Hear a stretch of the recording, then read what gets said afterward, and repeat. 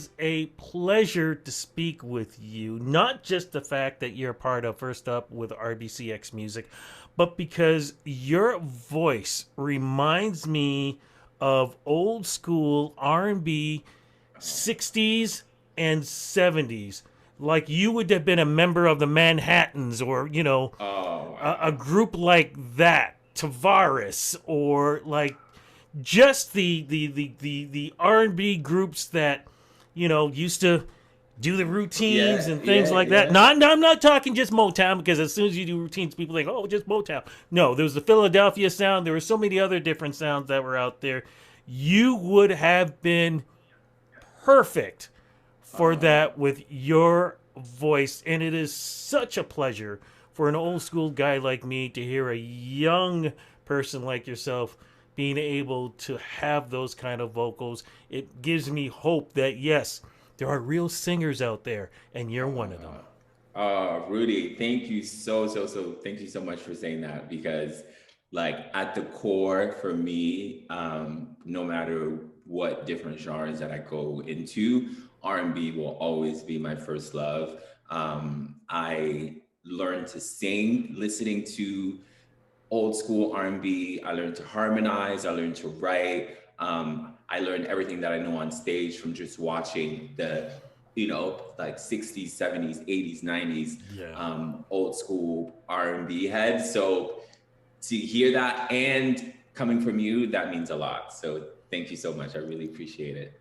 No, my brother, thank you so much for respecting the genre and doing what you do because that means other people have to step up to you. So Oh, I bow. And it's great for me when I get a chance to talk to artists like yourselves because there are a couple of more that doing the first up with RBCx Music that I've had a chance to speak with, and I'm so happy to see that the red and white is represented in such a beautiful way. We should let people know first off because I keep saying RBCx Music. People may not know yes. what first up RBCx Music is. What is it exactly for folks who may not know, and how did you become part of this great group of people for 2022? Yeah. So for those of you who don't know, First Up with RBCx Music is a program that pretty much gives support to new and up and coming independent artists. I think that what a lot of people don't realize with what's going on with the musical landscape right now is that there's so much talent out there. There's so much of us that are singing, that are writing songs and trying to make a name for ourselves. But we live in the social media era, right? We live in an era where, unfortunately, sometimes it doesn't take just talent to move things to the next level, right? You need a team, you need support, you need folks that are going to be behind you, not just pushing you and encouraging you on the good days, but folks that are also going to be there for you when you feel like no one's watching or you feel like no one's listening. They have been so incredible this year with things like showcases, performances, networking, events, mentorship opportunities, and just getting to meet other really cool, incredible artists. I think there was about, if I'm not mistaken, I think there's about 16 to 17 of us, Yes. Yeah. and we are from across Canada, and we all just do like different genres of music. So, the fact that not only do we get to be supported from the front end of our career, but also the back end of our career, but to also meet just other incredible artists that are on the same path as we are has been a really incredible thing to be a part of. So shout out to First Up with RBCx Music. No, you talked about opportunities. Correct me if I'm wrong. Were you involved with the TIFF performances? Yes, I was. Yes, I was. So a couple weeks ago, I was part of a special stage that they set up for for TIFF outside. It was an incredible opportunity. And it was interesting to see how like music fans, movie fans reacts to music nowadays, you know, because I feel like a lot of people were sort of coming into the TIFF space expecting to see movies and to see, I guess, more movie celebrities. But we, you know, set up on the street and they just set us up really nice, and we sang and we, you know, vibed and we interacted. So that was a fun, exciting thing to be a part of. What's exciting is your career because, wow, you should be doing a documentary on your life even as we speak right now. Oh my You've, you God.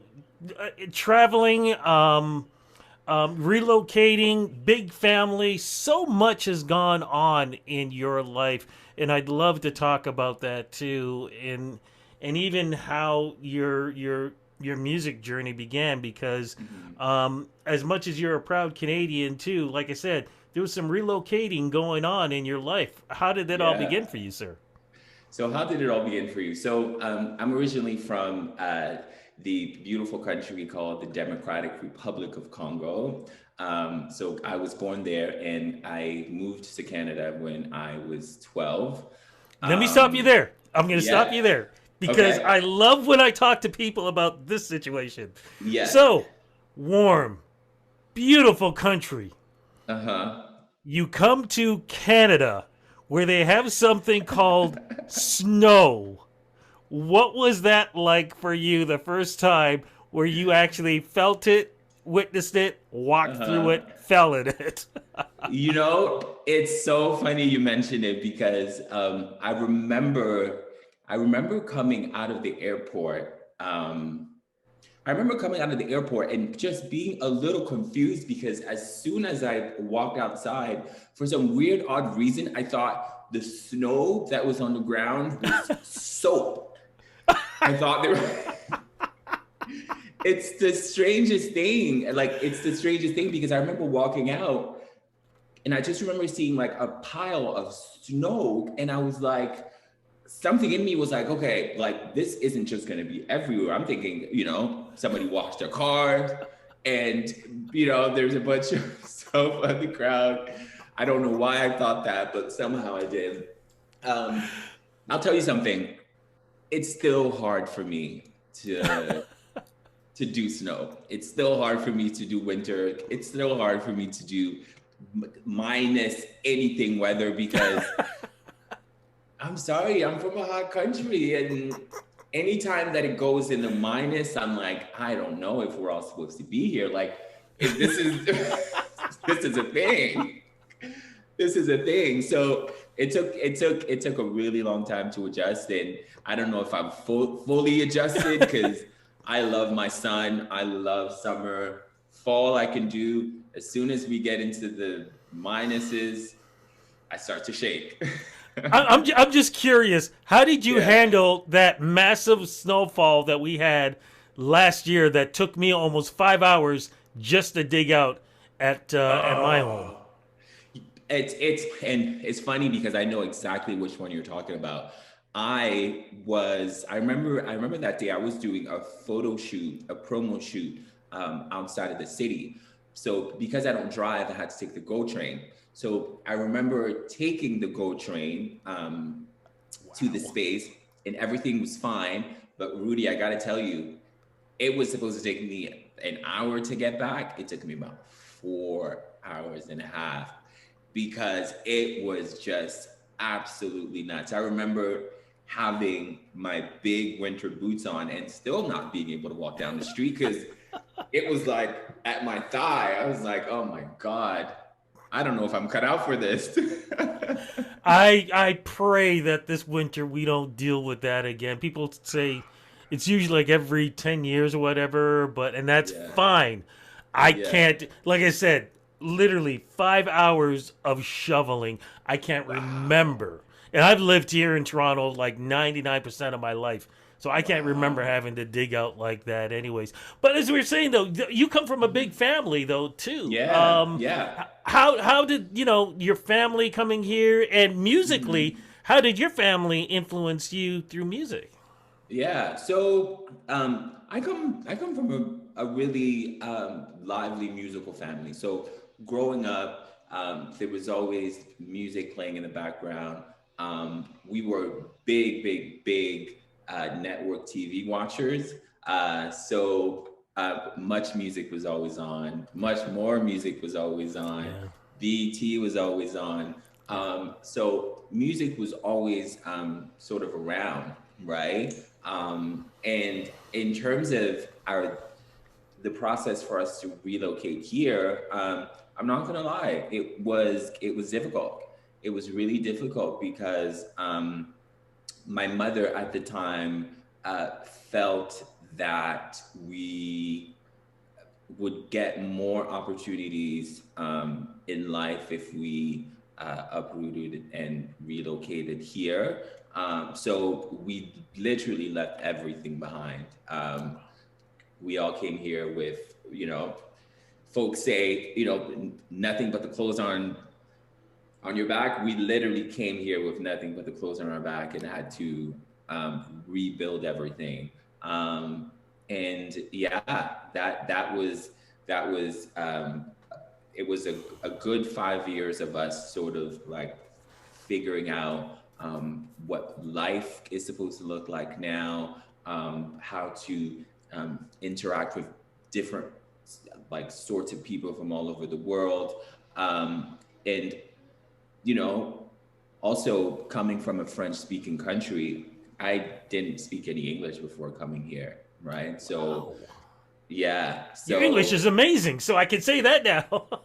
thank you. I appreciate it. But yeah, the change was really quick, really sudden. And, we talk about culture shock. It was just culture shock to the 10th degree. But yeah, managed to make a way, and I'm here now. And wow, have you ever, when you started getting into music, how did your Mhm. family feel about you taking this pursuit? Because you're Mhm. such a natural. I don't even know if you even got any training with it or anything like that. Yeah. It it took a little bit of convincing, coming from an African household, and all the African musicians, especially, will tell you, right? You grow up, you're either supposed to be a doctor Yep. or a lawyer Yep. or, jobs that society deems, like the right fit. So, And let me throw it in there. If not, uh-huh. you should have at least 4 or 5 different jobs too to go to.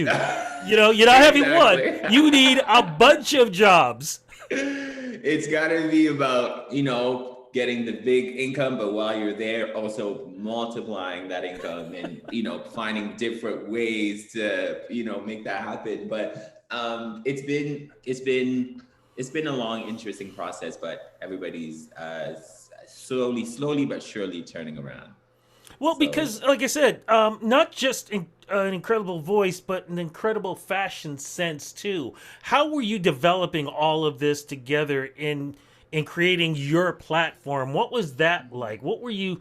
Where were the influences coming from for you to become Desire? growing up, all of my favorite and most cherished artists were always performers that were able to not only showcase the music, but also find different and interesting ways to present the music. I've I'm a huge, I'm a huge lover of music. First of all, right? I think that even if I wasn't a singer, even if I wasn't a songwriter, even if I wasn't involved in the music industry, I still think that at the base of it, I just love music, right? Yeah. But in addition to that, I also love art. I also love fashion, and I also love culture. right? So in everything that I do when it comes to um, anything that's music related, it's always really important for me to find different ways to not only, again, present the music, but present it in a way that is different and appealing and interesting and all of those um, things that make music feel more than just a listening experience. How did COVID Mm-hmm. change your life? And when I say that, I'm not just talking about the pandemic disease Mm-hmm. itself. I'm talking about what we were witnessing throughout this time, especially with Black Lives Matter. Mm-hmm. Um, the things that we were seeing going on in the States, what we were seeing Mm-hmm. here in Canada. The term Karen now is you might as well put it in the dictionary and change that up because we know what Mm-hmm. that is.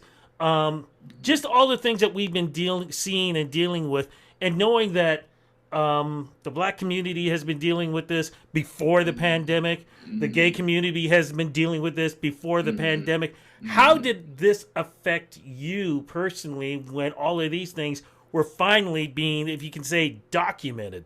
Because I know Mm-hmm. one of the things that drove me crazy was when people would turn around and go, "Oh, I'm woke," and I'm just like, Mm-hmm. "It took all of Yeah. this to wake you up? Like, are you Mm-hmm. kidding me? Like, did Mm-hmm. you not hear us Mm-hmm. beforehand?" How did Mm-hmm. it affect you? Um, you know, it's funny you mention the term woke because I feel like in a lot of ways, like as much as um, it's a it's a it's a widely used term, especially right now when it comes to um, social discourse and like everything that's going on online. But one thing that we also need to realize is that like this skin here is black, right? And we've been experiencing this from the time we were born, Yes. right? Everything that everybody's talking about, everything that we're seeing on the news, like we've all just lived in a world where this is what is happening to black folks like us, right? And being a musician during this time I think is so important because not only do we have the chance and the opportunity to share who we are as people, as artists, as singers, as songwriters. But this is really also our chance to tell our stories, right? As Black people, as queer people, as trans people, as folks that are living on the margins, because we just can't continue to go on in this world. Um, we just can't continue to go on in this world pretending like this isn't happening because it's happening to you, it's happening to me, it's happening to our brothers, our sisters, our uncles, our friends. And it's time to just turn on the light and just like really let folks know this is what is happening. And as artists, finding um, finding finding subtle ways to do it as well, right? Because I feel like, especially with everything that's been happening in the past couple of years, folks are getting to the point where they may not want to be like hit in the head with a hammer with this message, right? Yes. Now, don't get us wrong. This is something that we are going to do regardless, Mm-hmm. right? If Mm-hmm. you don't want to hear the message, it doesn't matter because we're going to keep saying it, right? But for the folks that are being a little bit more resistant to taking in this message and like absorbing this message, it's really about using music, using songs, using entertainment to um, coax them into listening to what we have to say, right? Because we have a lot to say, and it's time for us to say it all. So Now, correct me if I'm wrong. Part of that message was, and I hope I've got it right, that you were involved with some other artists with a classic song, "Lean on Me." yes, yeah, yeah. So yeah, so at the beginning of lockdown, I got a chance to be part of an amazing collaboration project with a lot of uh, incredible, iconic heroes to not only celebrate the song and the music of an incredible artist, but to also give back. So the song is called Lean on Me by the incredible Bill Withers, rest in peace. And yeah, it was with a lot of, again, folks that I grew up listening and just a beautiful and incredible and surreal experience to be a part of. Yeah, didn't you guys get a gold record for that or something like that? We did. Yes, we just did a couple weeks ago. Yes, we just did a Congratulations on that. couple. Thank you, thank you, thank you. Yeah, But I here got you are that's giving it. back and everything, but you give back through your own music. Didn't you just recently release an EP? Yes. So not super recently. So it came out summer of last year. But sort of Well, recent to because me. of the pandemic, to me, it's recent. Yeah. That's the thing nowadays. I feel like ever since the pandemic started, 2019, first of all, feels like ages ago. But I feel like everything that happened between 2020 to 2022, it's all just been 1 month I agree. at this point. I agree. What was that Yeah. EP that you released, sir? So it was a short EP called Starlight. It featured 4 songs, and yeah, it was the first time that I really got to experiment mixing a lot of my um, a lot of my like first love and first instincts as an R&B singer, but also bringing in the Afro and the sort of like 80s nostalgic vibes to it. So yeah, What that about was new music? What are we looking at for that now for 2022 and 2023? yeah. So 2023, I am actually really excited to announce that I am working on my first debut project, which is going to be out next year. Yeah. I'm sort of having, I'm sort of in the phase where it's like, it is my first full length project, but I'm still trying to coax it as like an EP, but it's an album. And yeah, I've been working on it for the past 2 years now. And Wow. um, I'm, I'm slowly inching towards the final completion of it. So you can expect that for spring, summer of next year. Cannot wait. As we're slowly wrapping this up, quick question because we are in October, Halloween is slowly coming up. What was your favorite Yeah. Halloween costume growing up? Oh my God. Do you want to know? Okay, so I'll tell you something that's really interesting with me and Halloween because I grew up in a really religious household. I've We heard actually about did, this. yeah. So we actually didn't celebrate Halloween. In fact, my mother was very adamant about during school days we would actually stay home because she was like, "It's no way you all are going out there wearing all of these costumes. You're staying home." But after that, I've warmed up a lot more to the idea of Halloween. But the one the one costume that I had that was really funny, I just went out and it's a boring costume, but I went out as an exaggerated version of myself. So I just grabbed a bunch of stuff that I had at home and just heightened things up. It's not really a costume. It was just me being like, just gonna wear some of my clothes and call it a day. I hope, and I hope that you do at some point in your life get the Halloween costume experience right Yeah. down to trick or treat. I really hope you do Yes. because that was a lot of fun. And as a kid, it was great getting a lot of candy. Because of religious and everything else, any chance as we come into the holiday season that you might be releasing holiday music?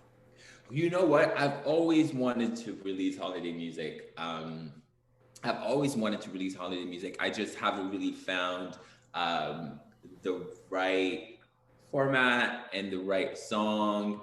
Not this year, but maybe next year. Maybe next year after the project drop. I think I might do, a fun little Christmas song. Yeah.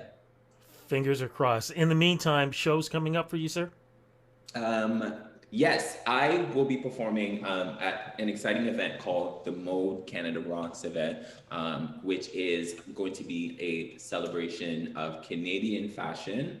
And that's going to be so that's going to be going on next month, mid-November. And which is actually going to be sponsored by First Up with RBCxMusic. So I will be representing the RBCxMusic family. So I'm excited for that. Let me tell you something. You represent great music, period. If there is one request that I have, I hope at some point in your career you do an album of old school 60s, 70s songs, because I think it would just be amazing. Even if you got to get some other people together, I would love to hear you do that, because if there's anybody who I think can give it that respect, I think it's you. Oh wow, Rudy. Honestly, like especially coming from you, this means so much. And I gotta say, when I started making music, a lot of the sounds was actually from that era, right? So I used to play with a band, and that was sort of the direction that I started to go into. But definitely after I'm done with this sort of phase of my career, please definitely believe that I will be, stripping things down and, like really putting on more of a vocal show that I do now. So Oh gosh, definitely. I hope so. I miss it so much. Desiire, thank you so much for this interview. Congratulations, Thank you. of course, being part of the First Up with RBCx Music. Congrats on your last EP. Looking forward to more music coming from you in 2023. And cross fingers, A, we're going to get that holiday album or song out. And B, you get to trick or treat at some point Yes. in your life. Thank you again for the interview. Such a pleasure. Thank you so much, Rudy.